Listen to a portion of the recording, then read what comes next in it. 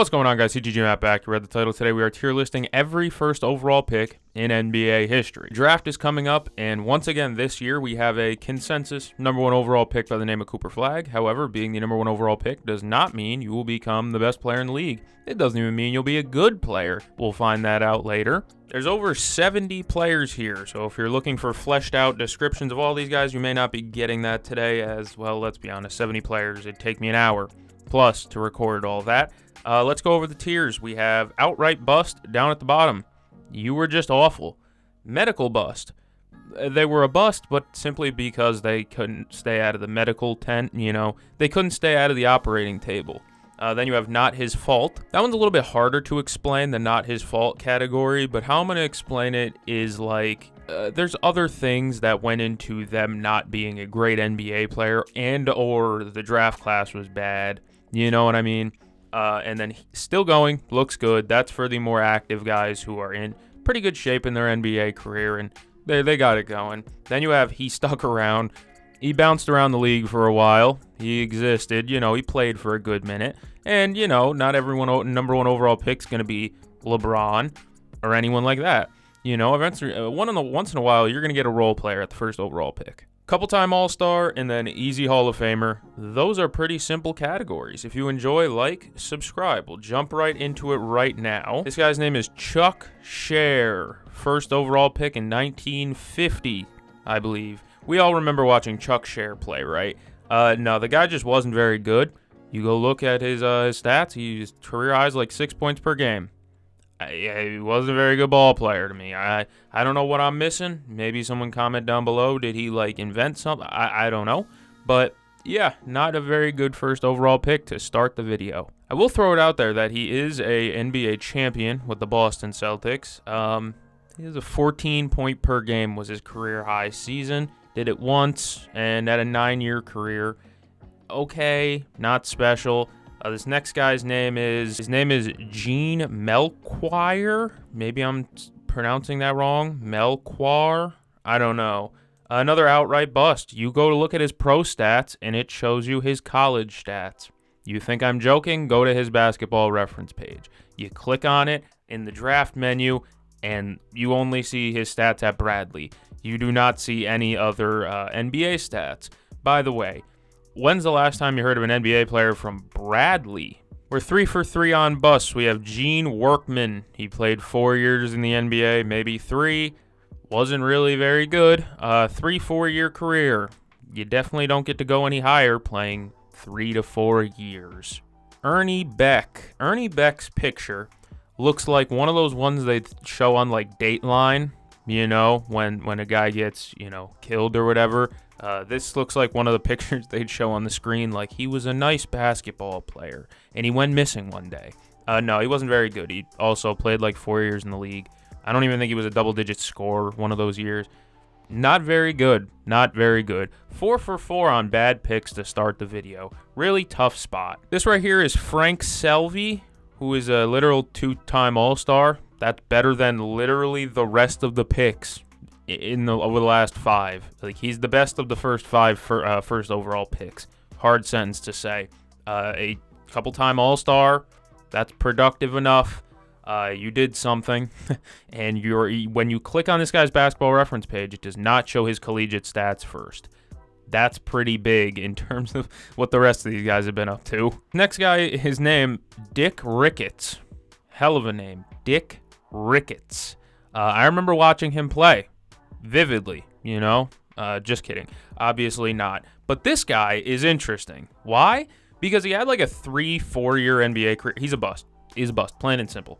He had a couple year NBA career. It was nothing good. But he left to go play baseball after, and he played in MLB for a little bit. So, that's something. It doesn't really get you into a different category. You aren't special for it in terms of this video, but that is pretty cool. He made that jump to professional baseball after. This guy's name is Cy Green. I think it's Cy. I don't think it's C. It might be. I don't know. I'm just gonna call him Cy Green.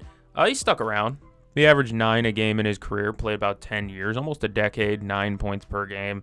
It's respectable. He was around. It's not the worst of the bunch, so yeah, he gets put into the basically he's all right category. This is Hot Rod Hundley. what a name. He had a couple. All right, so this one's a weird one. He played 6 years in the NBA.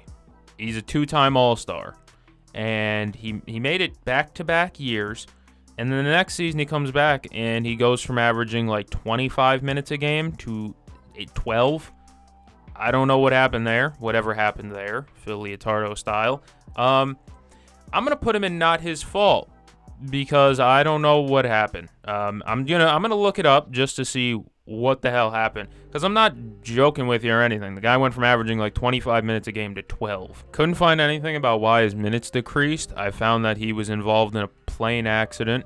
The infamous, was it the Lakers team plane or whatever, that crashed, and he popped up and the first thing he said was, "I live to love again."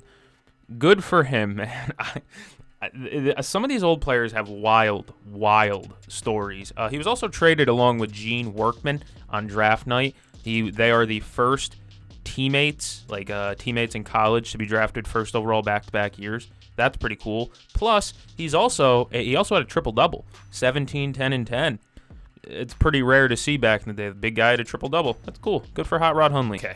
Elgin Baylor is an easy Hall of Famer. I don't even think we have to argue about that. Elgin is a legend to the game. And yeah, it's a shame he got screwed out of some championships, I believe. But, is what it is. He's a Hall of Famer regardless. This right here is Bob Boozer. I'm going to put him in He Stuck Around. He played over a decade in the NBA and had 2 or maybe 3 seasons of 20 points per game. 1-time All-Star, so obviously he's not a couple-time All-Star, but 1-time All-Star, a couple of seasons averaging over 20 points per game, and over a decade's service in the league. I mean, that's a solid career. Good for him. Bob Boozer was solid, but another one, Hall of Famer, Oscar Robertson, the Big O. We talked about triple-doubles earlier with Mr. Hot Rod Hundley. Well, here came Mr. Triple-double himself, the original, Oscar Robertson. Easy Hall of Famer. Multiple-time All-Star, MVP, I believe. Won a championship with Kareem in Milwaukee, I think. Yeah, pretty good player, that Big O. This one's a little bit more difficult. Big Walt Bellamy. All right, I'm not against Walt Bellamy. I actually think he was a decent player. Don't get me wrong. He's in the Hall of Fame, so I could put him in easy Hall of Famer. However, he's only like a 4-time All-Star. He had a bunch of really productive seasons, so I guess that's going to get him put into easy Hall of Fame. But Walt Bellamy, I don't even think this is really a harsh opinion, is just not in the same level as Big O and Elgin Baylor. So that makes it a little bit tougher, but I guess I'm just going to rock with my guy Walt Bellamy. Maybe I'm just a Walt Bellamy guy. Up next, we have Bill the Hill McGill. Yeah, what a name, bro. Someone nicknamed him the Hill, Bill the Hill McGill. He was bad. In the middle of his career, I think like 2 years into his NBA career, he went across and played in a different league overseas. That's, I don't know. And then he came back, he played like 2 more years. He played 5 years total in the NBA. Not a great pick. Art Heyman is a tough one because he had, I think, 2 NBA seasons after he got drafted, and he was one of the rare cases of a guy who bounced to the ABA after getting drafted to the NBA. I'm going to put him in not his fault. He made an all-star game in the ABA. Obviously, I'm doing NBA first overall picks, and if you're grading him just on his NBA career, he's a bust. He played like 3 seasons in the actual NBA. But in terms of his basketball career, 1-time All-Star, but he did bounce to the ABA. That's what I mean by not really his fault. I'm not going to call him a bust in his NBA career simply because he went and played in the ABA when it was just a competitor type league to the NBA. And eventually, ABA went under, got bought out by the NBA or whatever. Yeah, I'm just going to put him in not his fault. Doesn't feel like it's fair to call him a bust when he had an all-star game and a couple of good seasons just in the ABA instead of the NBA. Jim Barnes here, I'm just going to call him a bust. 7-year career, had 2 seasons of over double-digit scoring. Made the all-rookie team, but then severely regressed for the rest of his career, really. Bad News Jim Barnes. Bad News Barnes was his nickname. Kind of goes hard. His NBA career, on the other hand, did not go hard. He only played about 6 years, so yep, that gets you put there. Next guy is Fred Hetzel, the best player from Davidson University that I've ever heard of. Right? Right? But obviously, I don't know how to describe this guy because he had a couple of seasons of like really decent scoring, a 19-point per game season, right? But he only played like 6 years, And yeah, he only had like 3 good years of over double-digit scoring. I'm going to put him in he stuck around. I think he made 1 All-Star game or maybe the All-Rookie. Either way, he had a 19-point-per-game season back before they had freaking the ability to take a picture in color, that's still impressive. You know what I mean? Kind of dead ball era. And he had 19 a game. That's respectable. Cazzie Russell. I'm going to put him in couple-time All-Star even though he only made it once. This is a guy who over a decade-long NBA career averaged like 15 a game. He only made 1 All-Star, but 15 a game for over a decade, that's sustained success. And although he doesn't have the accolades, the All-Star appearances to really bang his case home, I still feel like I got to put some respect on his name. Being a 15-point-per-game scorer for your career over a decade in the again, before they had the ability to take a picture in color. Jimmy Walker fits into the same category as a couple-time All-Star, literally a 2-time All-Star for his career, averaged like over 15 a game. Very respectable player, only played like 9 years, but again, you got to remember, part of it is also them playing 9 years is also part of the fact that they were coming in at like age 23 because they were playing 4 years in college. You know what I mean? These guys were coming in at the same age freaking Malcolm Brogdon was when he won Rookie of the Year, or who was another old rookie? What was his name? Chris Duarte. You know what I mean? For the modern fans, I'm trying to equate it for you, but he was really good. A couple of time All-Star, very respectable player. Now we're getting into a run. Elvin Hayes out of Houston, easy Hall of Famer, 12-time All-Star, absolute beast in the paint. Big Elvin was a tough cover.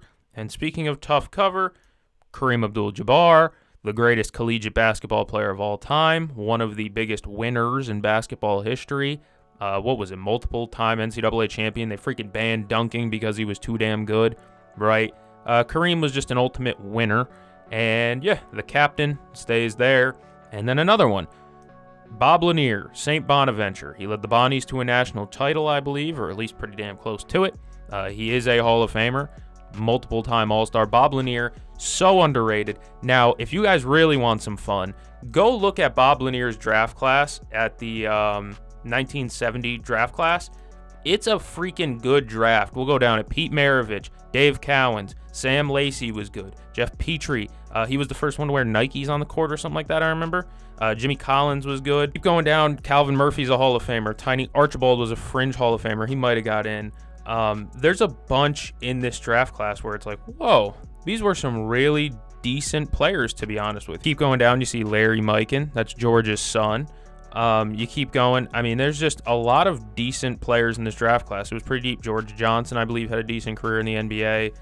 There's another one that I'm looking for. Hold on. There's Dan Issel, taken with the 122nd overall pick. Dan Issel ended up becoming a Hall of Famer as well. 1970 draft class.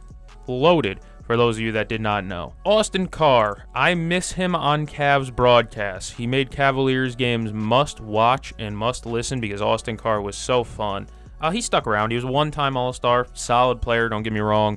But, of course, my generation, if you've ever watched the Cleveland Cavaliers before, you know Austin. I can't do an Austin Carr voice, but it's very raspy, very loud. And I loved Austin Carr on the Cavs games. He was awesome. He also wore some pretty fire suits here and there. So salute to Austin Carr. LaRue Martin, you ask anybody, absolute bust. Yeah, 4-year NBA career. Again, here's how I'm going to phrase this. This might be a little bit weird. If you don't have a picture on Basketball Reference, chances are you didn't play long enough to get one, so you probably weren't good enough to get one. LaRue Martin falls into that category because he was an infamous bust from that era. I believe there's been videos made on LaRue Martin as well. This is Doug Collins, who actually made the Hall of Fame, but I'm actually going to... do I want to? He's a 4-time All-Star. He was a pretty good coach as well, Doug Collins. He made the Hall of Fame, so I guess I have to put him into easy Hall of Famer. But again, it feels really greasy because him and Walt Bellamy are just not on the level of Kareem Abdul-Jabbar, Elvin Hayes, Elgin Baylor, Big O, even Bob Lanier, But he's in the Hall of Fame, so I kind of have to put some respect on his name. That's what I'm opting to do. Bill Walton, Big Red, Hall of Famer. Another one that I just miss calling games. Staying up until midnight to watch Oregon, or Washington or any Pac-12 school, Arizona State, I think they're Pac-12, but I miss him calling Pac-12 late at night, him going on these rants about Lord knows what, He'd compare an NBA player to a beaver building a dam or something like that. A real fun person to be around, and one of the original pot smokers in the NBA that got in trouble for that. Bill Walton was a damn legend and will forever be a damn legend. Won a championship with the Celtics, was on an MVP trajectory or a Hall of Fame easy, double-digit All-Star trajectory until his legs kind of quit on him. Medical, kind of took him off his playing days, but again, all time in the booth, all time on the court. We love Bill Walton around here. Michael Jordan's favorite player, David Thompson, once scored 73 points in an NBA game, but his NBA career got ruined by Da Booga Sugar, Josh Hamilton, Ron Washington, who was the other one? Len Bias, obviously. The Booger Sugar got him. He was on another one, on trajectory to be one of the greatest players ever, greatest scorers ever. The guy put up 73 in a game once, and of course, he sniffed it away, is the only way I can really describe it. But I believe he's in the Hall of Fame. Hold on, let me check. He is in the Hall of Fame. This guy was a show, David Thompson. He could dunk. Like I said, he was Michael Jordan's favorite player growing up. So, your favorite player's favorite player type stuff. John Lucas. He stuck around, had a double-digit, 15-year NBA career, a couple seasons of pretty decent scoring as well. For the modern NBA fan, I think you would be most acclimated knowing his grandson, John Lucas III, who got jumped over by LeBron. That's hilarious. But John Lucas, the original, was very good. I believe he coached as well. And if you look him up, he has a website. And I believe he does, he did, or I don't know if he still does, some basketball training camps and stuff like that. He struggled with addiction, he mentions in his bio on the website. All around seems like class act, and his grandson made the league and got hurdled by LeBron. What a fun player. This is Kent Benson. I'm going to put him in bust. I genuinely just, I don't know. He played multiple, or at least about a decade in the NBA, but he was never truly that good. I don't know. I don't know. I guess I got to put him in he stuck around because he did have a longer NBA career. It just wasn't the best NBA career. No All-Star appearances, made an all-rookie team, so that's cool. Multiple seasons of double-digit scoring. But at the same time, I'm like, he was all right. Michael Thompson, he stuck around, ended up with the Lakers, won some championships with Magic in them, who's right behind him. But Michael Thompson, most famously known for changing his name from Michael with an I to a Y. No, I'm just kidding. He's most famous because his son is Klay Thompson. That's what a lot of people remember him for. And his other son is Trace Thompson, I believe, right? Trace Thompson, who went and played for the Dodgers for a little bit. Was an all right baseball player. But Michael Thompson, 12-year career. Never was an all-star or anything like that, but a 12-year career being a productive backup center is still worth something, right? Magic Johnson's a Hall of Famer.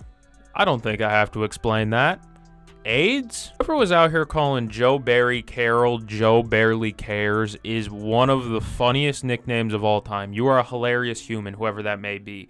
But not a couple of time All-Star, but if you look at his raw numbers, a couple of seasons averaging over 20 a game, a bucket getter, can say that.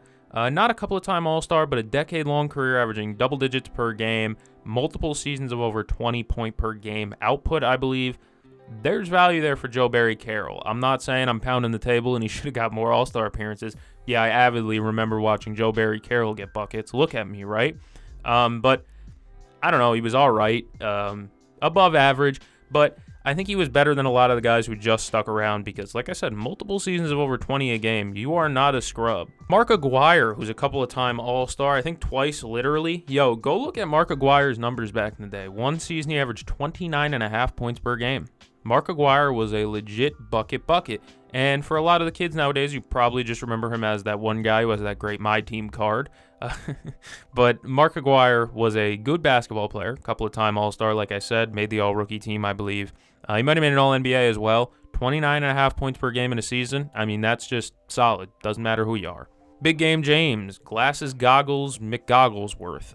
Big old goggles, but a Hall of Famer nonetheless. James Worthy was amazing. His collegiate career at UNC is legendary stuff. And then his NBA career, legendary stuff. James Worthy, legend all around, huh? Ralph Sampson is a couple of time All-Star who could have been a Hall of Famer, but his knees gave out on him. Of course, being that tall, that skinny, in that era, he was wearing freaking Chuck Taylor Converse trying to block 10 shots a game. His knees quit. He was injured, and I think they ended up in the finals with Hakeem Olajuwon on his team. But it didn't really last long because of the injury bug. But much respect to Ralph Sampson. He was a very good NBA player. And go listen to Bert Kreischer's Ralph Sampson story. One of the funniest ones Bert Kreischer has. Probably a lie because Bert Kreischer lies a lot. But still a funny story nevertheless. Next up, we have Hot Cream Olajuwon. Okay. Hakeem, obviously a demon. One of the best players of ever. Maybe the best defensive player ever, in my opinion. I would call him that. A guy who could dance on the perimeter and block shots and steal the ball. He did literally everything on a basketball court. There wasn't anything Hakeem could not do besides shoot a three, but he was a 7-footer in the 80s and 90s. He wasn't going to be taking threes. Oh boy, we get a Hall of Famer here in Pat Ewing. Now famously known for sitting in what I refer to as Losers Row. It's him, Starks, Latrell, Larry Johnson, and all of them sit together at the Knicks games. Losers Row is what I like to call them. Hey, Pat, I'd put a lot more respect on Patrick Ewing if he could make a finger roll. You ever think about that one? I don't know, man. I don't know. It was a great New York Knick, don't get me wrong. I'm just not a fan of Pat Ewing. Never have been, never really will be, because he's obviously not playing anymore. His coaching career at Georgetown was fun, too. Don't get me wrong. Really good player, Hall of Fame worthy. Just one of those weird players that, even though he's a Hall of Famer, I put some respect on him. I'm still like, he's aight. Brad Daugherty. I call him Daughtry, but apparently it's Doherty. Don't like that. Sounds like the annoying streamer. Either way, Big Brad here. Multiple-time All-Star, but also his NBA career came crashing down with injury after injury after injury after injury. The guy just couldn't walk anymore, really. And I believe he commentates games now, maybe, for Cleveland or something like that. But Brad Daugherty was a pretty good player back in the day. Just injured, and more injured. I'm going to have to move my face cam. It's going to go down low, I guess, because David Robinson's an easy Hall of Famer as well. Dropped over 70 in a game once upon a time. He could never win it on his own, and I believe that's the biggest knock on him. But he does have a championship, I believe, with Tim Duncan, right? The year Duncan was drafted or the year after, whatever, doesn't really matter. But D-Rob was a nice NBA player. He just couldn't get it done on his own, and I believe that's like the biggest knock on his NBA career. Danny Manning is a couple of time All-Star too, and then he hung around for a while. He played over a decade in the NBA. Again, there's value in that. Just being good for a sustained while, there's value in that. And Danny Manning was an alright NBA player, don't get me wrong. He definitely wasn't everything that they wanted out of the number 1 overall pick, but of course, 2-time All-Star, solid NBA career, played a while. Not a bust, I wouldn't say. Pervis Ellison. I'm going to put him in outright bust. He did have one season where he averaged 20 points per game, but that's the outlier. The rest of his career, he was rather not the same, not a 20-point-per-game type guy. Respect for a 20-point-per-game season, but not sustained success. Not multiple seasons of that level type of play. Respect to Pervis Ellison, but at the same time, I'd imagine it's not what they wanted on the number 1 overall pick. Derek Coleman stuck around. He was a really solid NBA player in New Jersey. A lot of people think of him. But Derek Coleman was a very big guy. He's one of those like power forwards who was a real power forward type back in the day. Like, what was he, like 6'9", but he was big, like wide body big. He was really good. Don't get me wrong. Maybe a 1 to 2-time All-Star at most, I would assume. But just a solid NBA player. And I'm pretty sure Shaq has a story of Derek Coleman giving him hell. And I think that was a Shaq rookie moment or whatever he said was Derek Coleman playing bully ball on him or something like that. Grandmama, Larry Johnson. A couple of time All-Star. It feels weird to me that he only had a 10-year NBA career. It feels like he was around for way longer than that. When I think of Larry Johnson, I don't think about, well, he was around for a decade and then he was gone. I feel like Grandmama was around for a while. I don't know. Really solid NBA career regardless, and now, like I said, he gets to go sit at Losers Row with the rest of the bum Knicks that never won a thing. Nah, Grandmama was clutch. He hit that big three through the the fist pump out there. Grandmama was nice. A real original power forward, a stretch four type, could knock down the three. Probably shouldn't have taken as many as he did, but Larry Johnson could hit a jump shot. He could go to the basket. He's a really good player. The Diesel, Hall of Famer. Pretty simple. MVP, never. The Steve Nash. The bit that Ernie Johnson did on him with the, and you're never going to catch him, with the Steve Nash MVPs thing, kills me to this day. He still hates the fact that Steve won the MVP in 05, something like that, 06, whatever, over him. But Shaq was amazing, elite, one of the most dominant ever. We know that, and helped a multiple-time NBA, what was it, a 3-4-peat or whatever with Kobe. I mean, just an incredible player, unstoppable. And yeah, there's a reason he has 100 nicknames and 100 million advertisements. It's because the Diesel was that good. This one's a little bit tougher because C-Webb is a 5-time All-Star, but he is a Hall of Famer as well. You know what I mean? C-Webb was a great player. Of course, his collegiate career goes into it as well. Probably shouldn't have called timeout still. But he was a really good NBA player. He's decent in the studio. If you listen to the NBA now, you'll probably see him on NBA TV here and there. C-Webb was a very good player. I mostly remember him for his time with the Kings, as I'm assuming a lot of you do as well. Of course, with Bibby, Stojakovic, all them guys, Vlade, even.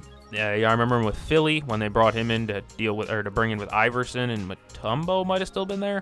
I don't remember. But I remember him in Philly toward the end of his career. Him and Iverson were trying to do something that was not what I want to remember, but he did it. We have Glenn Robinson, the original. He had a couple of All-Star appearances. He was one of the reasons the Bucks were like as good as they were with Ray Allen in them. How they almost went to the finals and almost beat Iverson in them. Everyone says it was a rigged series. I don't know. I'll let you have your judgments on that, whether it was rigged or not. But Glenn Robinson has something that I don't believe any other person on this list has. His son, Glenn Robinson, of course, won a dunk contest.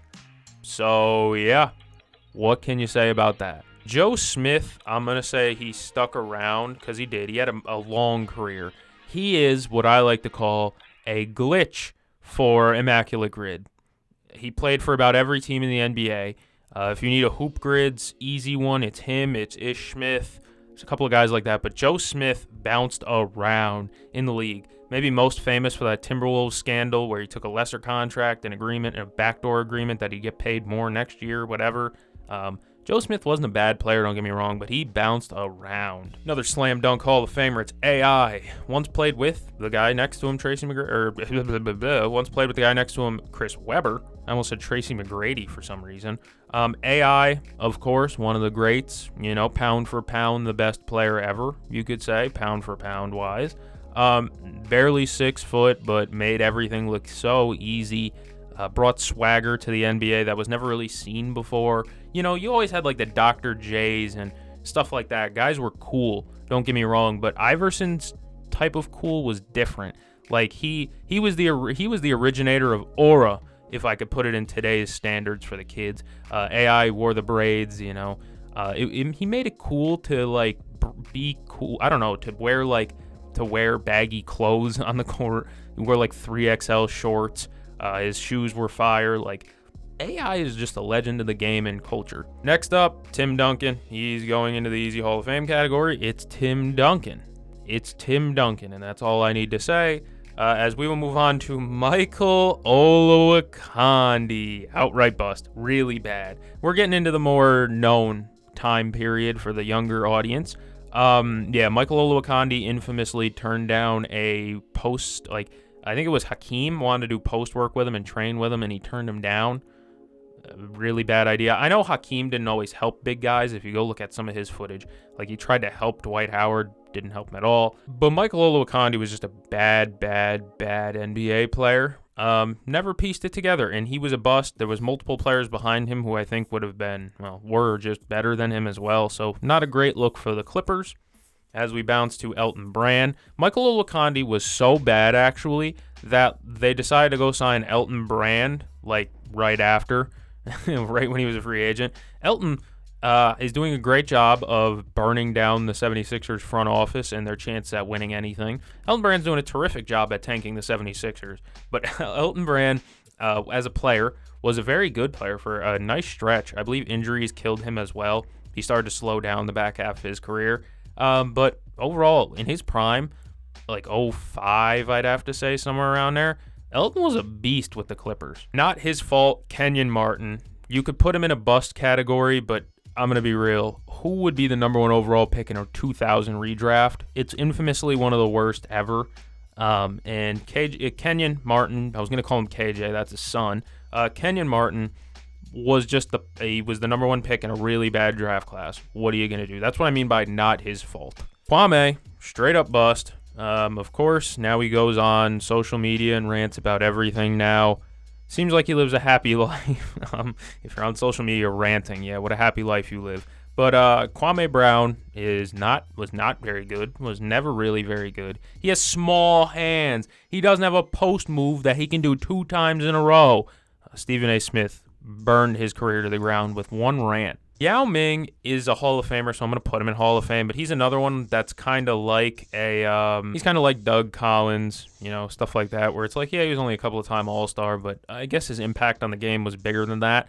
Yao Ming, of course, was the reason that the NBA really became popular in China for a while, because they didn't ever have a star. There wasn't many Asian superstars in the NBA at the time. And then Yao Ming comes in. He's this genetic freak, 7'4" guy who could dribble the ball, pass the ball, score the ball. Wasn't much Yao couldn't do. Of course, you paired him with Tracy McGrady, and that would have been a special combo if T-Mac was a winner. No, I'm just kidding. If T-Mac wasn't hurt consistently. But, that team was solid, bro. T-Mac, who was Shane Battier was on that team. They were a legit good team. Just neither McGrady nor Yao could stay healthy enough for long enough stretches. LeBron, yeah, he's the king. Just one of the greatest players ever. If not 1, he's 2. If not 2, you're a hater. Yeah, LeBron's just that good. And longevity-wise, nobody's ever done what he's doing, making all NBA teams at 40. That doesn't happen very often.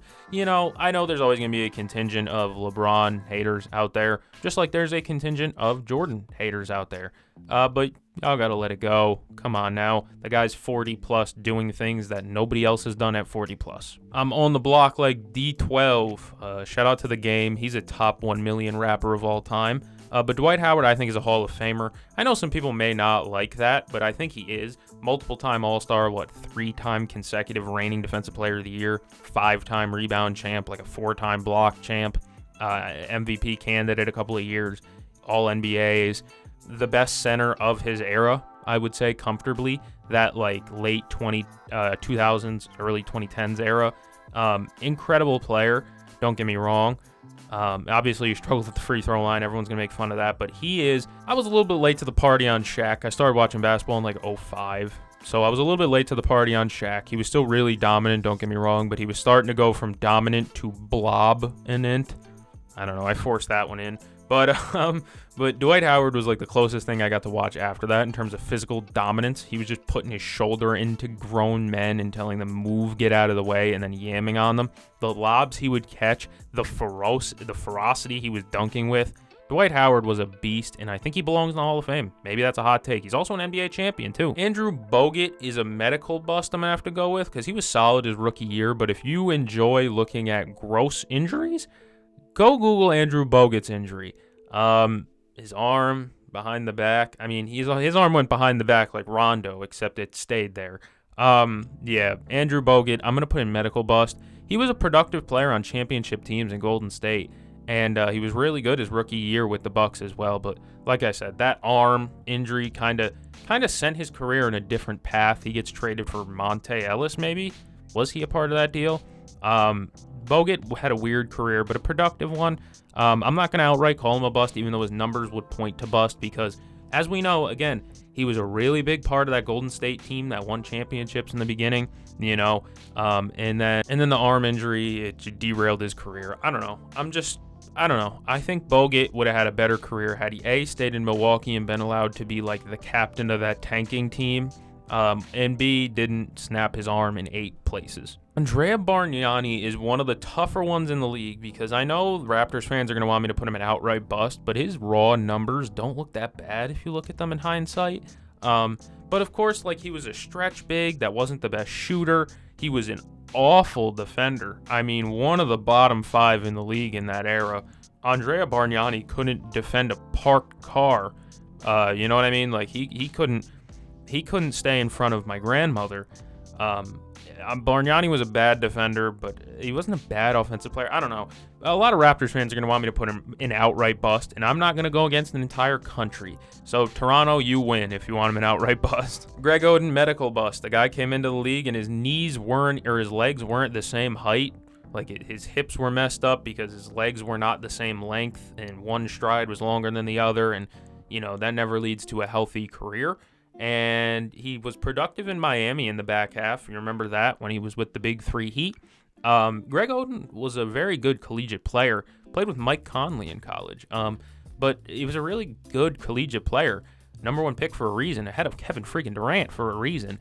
But the guy had uneven legs. He was kind of set up for failure in the beginning, it felt like. Derrick Rose is going to go in couple-time All-Star instead of Hall of Famer because I don't think he's a Hall of Famer. Sad case, sad case, sad case. We all know, of course, he was on Hall of Fame trajectory, youngest MVP ever. And then Tom Thibodeau happens. They're up 15 in a playoff game, and Tibbs is like, play it out, play it out. Come on now. It still gets me mad to this day, but I'm not going to throw him in Hall of Fame just because I'm not sure. It's not a slam dunk Hall of Fame, and the category literally says easy Hall of Famer. I don't think Derrick Rose has an easy case for Hall of Fame, even though I'm a big fan of his, of course, Memphis to Chicago. Memphis Derrick Rose with Calipari, I believe, like special player, a good individual, even though someone in the comments might be a smartass and point out that one thing he did. Don't do that. Please don't do that. Let me have good recollections of players. Blake Griffin, I think, has a Hall of Fame argument as well. Multiple-time All-Star, jumped over a freaking car. That doesn't matter in Hall of Fame discussions, but multiple All-NBA. If I had to guess, like 4 All-NBAs, 6-time All-Star, I'd say. MVP vote getter with the Pistons and the Clippers. He was a really productive player. I don't know if he's a slam dunk Hall of Famer. Slam dunk was like the best thing he ever did, but if you're talking about one of the more iconic players of that generation, it's Blake Griffin. He baptized Kendrick Perkins. He baptized Timofey Mozgov. He was dunking on everybody's head, man. He dunked on Pau Gasol, I think. Like, Blake Griffin was a killer coming out of Oklahoma, and then he comes to the NBA, he misses rookie year with an injury. Still has a very productive NBA career, multiple-time All-Star and All-NBAs, like I said. I'm not sure if he's a Hall of Famer, but for right now, he's a couple-time All-Star and one of the better players in this row. John Wall is going to go in the same category, but I don't know if he's as good as Blake Griffin. Like, if you're asking me all-time, Blake Griffin's career or John Wall's career, I'm taking Blake Griffin's 100 times out of 100. But John Wall, of course, culturally, I could bring up the culture, John Wall. But John Wall was one of the most fun players of that era as well. Of course, a guard who had blocking skills before Derek White was a thing. You're talking about an athletic freak, who could pass the ball, was elite in the pick and roll with Marcin Gortat, of all people. Led them to multiple playoff series wins, never a conference finals. Lost to the Celtics in the 1 year Kelly Olynyk's Game 7, I think that was. Salute to John Wall. Salute to his NBA career. It wasn't the best. It's not the strongest in this category, but he was an MVP vote getter and one of the better point guards, probably a top 3 to 4 point guard in that time frame, like the mid-2010s. Kyrie, I'm going to put into Hall of Famer, I think. NBA champion, 9-time All-Star, 3-time All-NBA. Hit one of the best, most iconic final shots in NBA history. I think I'd argue he has a better case than Derrick Rose because of longevity, and he's going to have a lot of total points. It's tough because he doesn't have, what are his individual accolades? We can check that. 9-time All-Star, 2016 NBA champion, All-Rookie Team, All-Star Game MVP, Rookie of the Year, 3-time All-NBA. Did he ever have a season averaging under 20 a game? Nope, not after his rookie year. Actually, did 15-16. I think that's LeBron's first year back. Second year back, actually. Yeah. I'd say this is a Hall of Fame worthy career right here. I mean, the guy averaged 24 points per game or better for a majority of his career. His career average is 23.7. He's in year 15 about to be in, and I don't think he's showing any signs of really slowing down. Kyrie's been fantastic for a lot of his career. I'm going to give him the nod. Anthony Davis, I'm also going to give the nod to. He's going to be a Hall of Famer. They put him on the NBA 75 list for a reason. One of the more dominant college players I've witnessed in my lifetime. undefeated Kentucky, I think. No. I think that was the year they lost one. But in the tournament, if you guys want some quality college basketball to go watch them tournament games with AD. He was averaging like 5 blocks a game in the tournament. Simply one of the most dominant defensive players I've ever seen in college basketball history. And then he goes to the NBA. Of course, people know Anthony Davis, and it's funny to meme him that he's always hurt, blah, blah, blah, blah, blah. But when he's on the court, he's very productive. He's dominant. He can get buckets. He's a guy who can get 40 and 8 blocks in the same game. He deters rim shots. I mean, he still has quick hands. He's good on the perimeter despite all the injuries. Anthony Davis is a top 100 or a top 75 guy at least. The NBA named him in that, so I'm not going to go against it. Anthony Bennett's going to go into not his fault because if you look back at mock drafts and look back at public opinion about that pick and when Anthony Bennett got picked first overall, no one thought that would be Anthony Bennett. You know what I mean? Like, Anthony Bennett was picked there, but I don't think Anthony Bennett even thought he was going to get picked there. Like, he was projected to be like the 11th, 12th overall pick. Instead, the Cavs reached heavy up the board and picked him at 1. I'll still never get why they did that. It wasn't the strongest draft class at the top. Like, Victor Oladipo, I think, was in this class. Would have been like number 1, if not him. But I don't know. Anthony Bennett, I don't think it's his fault because the Cavs absolutely botched that pick. I don't know why they reached that hard. Like I said, you look back at mock drafts and everything like that, the guy wasn't a consensus top 5 player in the class. So is it really his fault if the consensus from everyone was this guy's not a top 5 pick and the team still decides to draft him top 5? Of course, yes, he is a bust. Absolutely. But again, I think the only reason that he's even considered one of the biggest busts of all time is because Cleveland was actually stupid for picking him in the first place. I don't know. You can argue with me down in the comments if you feel like it, but I don't view it as Anthony Bennett's fault that the Cavs were just incredibly dumb in the draft that year. Andrew Wiggins, I'm going to put still going. No. Do I want to? I don't think he's a bust. You could argue he's a bust, but I think that championship, being a really good role player for the Warriors and that championship run kind of solidified him as like, you know what, put some respect on him. I'm not going to say looks good in the sense where he's on a, you know what, I'm going to move him out of there. I'm going to put him in, he stuck around because that's what he's going to have. He's going to have a long, productive career being a 3-and-D guy. I'm going to be real with you. I'm a Celtics fan. He scares the lights out of me when it comes to him guarding Jason Tatum. There is something he does on Tatum that nobody else does. Andrew Wiggins guards Jason Tatum better than anybody I've seen. Is he kind of a bust? Kinda. People thought he was going to be the next Kobe. You know, that was stupid to begin with. That's a different conversation. But I don't think he's a bust because, well, he's been a productive NBA player basically his whole career. You know, he's never been outright terrible. You know, he hasn't ever been Kwame or Olowokandi or LaRue Martin, where these guys were just never good. You know, Andrew Wiggins had a couple of years of being a good plus player. It's just expectations were higher than what people got. And that's a tough conversation to have. Karl Anthony Towns, still going. Looks good. The guy's on, I don't know about a Hall of Fame trajectory, but a Hall of very good one so far. Obviously, he's in the conference finals right now with his Knicks. He's played pretty well in the conference finals, too, from what I recall. I don't remember him having bad games. But Cat, of course, you know, one of the best three-point shooting big men ever. Maybe the second best, if not the best. It depends on how you feel about for him versus Dirk. You know, Cat can attack off the dribble. He's a very good player. Been to 2 conference finals now, one with Minnesota, one with the Knicks. Multiple 20-point per game seasons, 20-plus point per game seasons, multiple All-Star appearances. Maybe 2 All-NBAs, maybe 1, I don't know. I don't know if he's on Hall of Fame trajectory, but he is a Hall of very good player at worst. Ben Simmons, I don't know if you can even call him a bust, but I'm going to call him medical bust anyways. That's where I'm going to put him. I think he was a very good player in his prime, one of the best defenders in the league in his prime, one of the best passers in the league in his prime. And it's weird that I'm saying in his prime for a guy who's like 28 years old. But that's just where we are with Ben Simmons. Why? Because he can't move.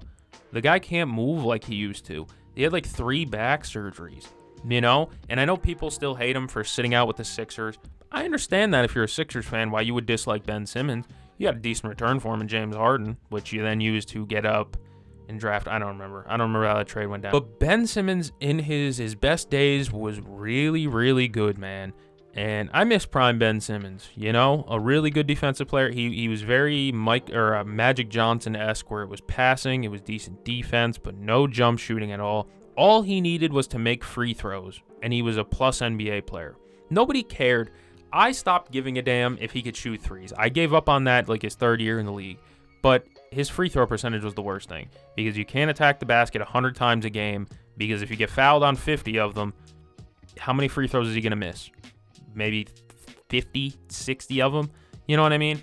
You can't be an attack first downhill guard that can't shoot free throws. That just doesn't make any sense. Markelle Fultz, medical bust as well. I don't know what the hell happened here. A lot of things came out. People said he was in a motorcycle wreck, like Jay Williams-esque. I don't think that was ever really true. I remember people were like, his girlfriend was weird. I don't remember that. I remember that, but I don't remember. He had a degenerative shoulder disability or whatever the hell you want to call it. I don't even know. Markelle he's a medical bust. That's the only thing I can say. He ended up getting a late season run. Was it in Phoenix? It was somewhere. Some team signed him late in the year and gave him some. Sacramento, that's who it was. Gave him some late season run at the end of the year, but I don't know. I like Markelle. I really like Markelle. We share the same initials, for Christ's sake, but Markelle was a medical bust. DeAndre Ayton is just an outright bust. I'm just going to put him in there. DeAndre Ayton, I don't even know how to describe him. There's moments where you get dominating. If you watched for a stretch last season, I think a couple of games, they played back-to-back against Phoenix, and he cooked them both games. But of course, Phoenix didn't have a center this year, but Ayton had a stretch or two this year where he looked dominant. And then he went through a stretch or two this year where he didn't look good. He was complacent. I don't know. DeAndre Ayton is a puzzling NBA player who has taken over some all-time greats, which is always going to kill him. But Ayton he's inconsistent. He made a finals appearance, and he complained the whole time, it felt like. I remember thinking that this guy was going to be good, but I don't know. I guess the writing was on the wall after that. Was it Call of Duty that asked him to do an ad on Twitter, and he literally verbatim typed out copy-pasted the exact email they sent him? Y'all remember that? Ayton, I'm just going to call a bust, even though he's having an okay NBA career, and lots of money will be made. Lots of money will be made from that NBA career, but I'm still going to call him a bust. He just hasn't reached expectations. Zion Williamson, I'm going to put in still going, looks good, because I don't think he's a medical bust. You could put him in medical bust, and I would not really be angry with it. But I wouldn't call him a bust because he's had better peak seasons than I think everybody here. Like, I'm taking Zion at his best over Ben Simmons at his best. Call me crazy. I just want a guy who can make a free throw at a higher clip than 40, Plus, Zion will take a little floater in the lane. Zion and Ben Simmons have some parallels. Can't stay healthy. Genetic freaks who drive to the basket, kind of point power forward types. Zion's passing looked really good last year. I don't feel comfortable calling him a bust. Zion was a very good player. Is a very good player, though. Just can't stay on the court. But at the end of the day, I don't know. I don't know where to put Zion. He's one of the more puzzling cases in NBA history because when he plays, he's still really good, but he doesn't always play. Anthony Edwards is going and still going, looked good too. He's on a Hall of Fame trajectory. I will comfortably come out and say that. He's got a couple of All-NBAs, I think, already. A couple of All-Star appearances as well. In the conference finals right now, walks down old people all the time. I don't know. I wish he was working against the Thunder at the time of recording. I wish he was playing a little bit better in this series. He hasn't really been that good in this series. But, I like Ant-Man regardless, and he's on a pace to be a Hall of Famer for sure, in my opinion. Cunningham, you will be going in there too. Cade Cunningham, also on a All-NBA type trajectory. He's on the right path. That's what I'm going to say about Cade Cunningham. He's on the right path to be one of the better players in the league when his prime comes around. It's weird to think that he's only 1 year younger than Ant. Feels weird, but overall, Cade had a really good last season, 24. With the Pistons, they made the playoffs the year after they won 10 games, it felt like. So props to Cade. He helped them get over the hump and break that playoff drought that they had going on. Just incredible talent. He's on the right path. Well, if Cade Cunningham's on the right path, Paolo Banchero's also on the right path. He's made the playoffs a couple of times. Although his game needs some refinement, he needs to be a better passer. He needs to be a better perimeter shooter and a perimeter threat. George Niang said keep shooting that weak-ass mid-range. And he's kind of right. I know people love the mid-range and they nostalgia go crazy over that, but Paolo needs to be able to work the outside a little bit better, in my opinion. But overall, he can defend. All right passer, bucket getter. There's nothing wrong with Paolo Banchero. I'm a fan. Wemby, right path. Same as the rest of them. The guy's on a Hall of Fame trajectory if he goes the way he goes. This deep vein thrombosis, blood clots, scary stuff. Get better soon, Vic. I'm a fan of his. Block champ, you know, one of the most hyped up prospects since, what, Zion? So, you know, we love Wemby around here. Get well soon, big guy. Come back, dominate like you have been doing. And then we have Zachary Risacher. I'm going to put him in not his fault. Is he on a bad path? No. He's on a pretty decent path to be a pretty decent player in his career. Zachary Risacher has some very good, he's had some very good stretches in his career so far. 1 year, and he's looked pretty damn good. But why is he in not his fault? Is because I don't think he's on pace to be a multiple-time All-Star. I'm not sure I see All-NBA in Zach Risacher, but I do see productive NBA career for a while. And yeah, it's not his fault for a reason. This draft class he was in was weak as hell. Very weak at the top. One of the more like role player heavy drafts of the last decade, I'd say. And yeah, Zach Risacher fits the mold as a role player. I just don't think there was anybody with a higher ceiling they could have taken at 1, especially since I think Sarr told them he didn't want to go there or whatever, so that kind of ruled out Sarr. I would say that's not his fault that he was the number 1 overall pick that didn't win Rookie of the Year, because he did piece together some really good stretches, but overall, it's not his fault that, you know, they drafted him in a weaker draft class. It's not really his fault. The expectations shouldn't have been that high on him to begin with. All right, that's the list. I'll move my head out of the way so that way you guys can see where everyone is at, and you can make your own judgments. If you disagree, comment down below. We can talk about it. Simple stuff. Keep it civil. If you enjoyed, like, subscribe. This took me a while, especially, so like and sub. I'm going to go catch the game. I'll see you guys in the next one. Thanks for joining.